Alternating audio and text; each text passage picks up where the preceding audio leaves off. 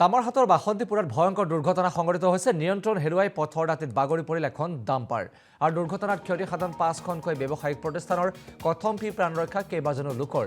দীৰ্ঘদিনে অঞ্চলটোত ডাম্পাৰ দৌৰাত্মক লৈ ক্ষোভ স্থানীয় লোকসকলৰ। ৰাজ্যৰ বিভিন্ন প্ৰান্তত ডাম্পাৰৰ দৌৰাত্মক কোনো নতুন কথা নহয়। ডাম্পাৰৰ বাবেই বহুজনে প্ৰাণ হেৰুৱাব লগা হৈছে এইখন অসমতেই, আৰু বহুজন হয়তো আজিৰ তাৰিখতো চিকিৎসাধীন অৱস্থাত থাকিব লগা হৈছে ডাম্পাৰৰ দৌৰাত্মৰ বাবেই। শেহতীয়াকৈ তামাৰহাটত ডাম্পাৰৰ অতপালিৰ বাবেই এটা দুৰ্ঘটনা সংঘটিত হৈছে আৰু 5খনকৈ ব্যৱসায়িক প্ৰতিষ্ঠানৰ বিস্তৰ ক্ষতিসাধন হৈছে এই দুৰ্ঘটনাৰ ফলত। খবৰ তামাৰহাটৰ।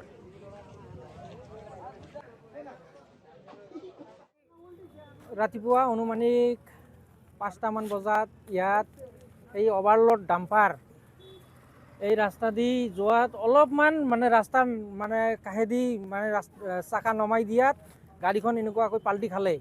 পাল্টি খোৱাৰ মূল কাৰণ হ'ল ইমান শক্তিশালী জেগাখন ইমান দাবি গ'ল, কাৰণ হ'ল অভাৰলোড। এই অভাৰলোড ডাম্পাৰ এনেকুৱা মানুহক হাৰাশাস্তি দি আছে। মাজে সময়ে এনেকুৱা হাৰাশাস্তি দি থাকে। এই ঘৰখনৰ আজি যদি ঘৰৰ ভিতৰত সোমাই গ'ল হয়, মানুহৰ কেনেকুৱা এটা পৰিস্থিতি হ'ল হয়। ল'ৰা ছোৱালী ইয়াতে ফেমিলি লৈ থাকে, এই ঘৰখনৰ নিৰাপত্তা কোনে দিব? ফৰেষ্টাৰ আজি ঘুমি আছে, শুই আছে।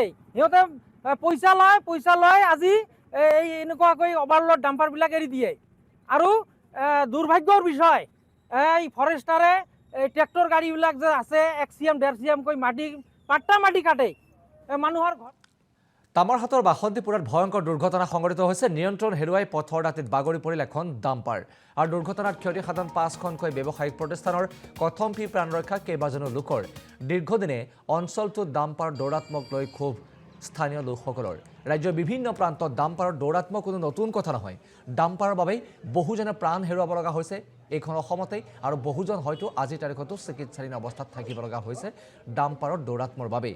শেহতীয়াকৈ তামাৰহাটত ডাম্পাৰৰ অতপালিৰ বাবেই এটা দুৰ্ঘটনা সংঘটিত হৈছে আৰু 5খনকৈ ব্যৱসায়িক প্ৰতিষ্ঠানৰ বিস্তৰ ক্ষতিসাধন হৈছে এই দুৰ্ঘটনাৰ ফলত। খবৰ তামাৰহাটৰ।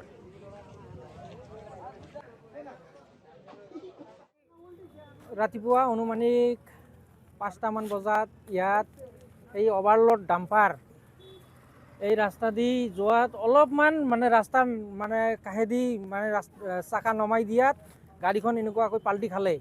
পাল্টি খোৱাৰ মূল কাৰণ হ'ল ইমান শক্তিশালী জেগাখন ইমান দাবি গ'ল, কাৰণ হ'ল অভাৰলোড। এই অভাৰলোড ডাম্পাৰ এনেকুৱা মানুহক হাৰাশাস্তি দি আছে।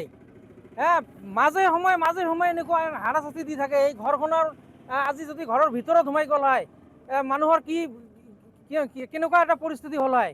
ল'ৰা ছোৱালী ইয়াতে ফেমিলি লৈ থাকে, এই ঘৰখনৰ নিৰাপত্তা কোনে দিব? ফৰেষ্টাৰ আজি ঘুমি আছে, শুই আছে। সিহঁতে পইচা লয় আজি এই এনেকুৱাকৈ অভাৰলোড ডাম্পাৰবিলাক এৰি দিয়ে। আৰু দুৰ্ভাগ্যৰ বিষয়, এই ফৰেষ্টাৰে এই ট্ৰেক্টৰ গাড়ীবিলাক যে আছে 1 CM 1.5 CMকৈ পাট্টা মাটি কাটে মানুহৰ ঘৰ।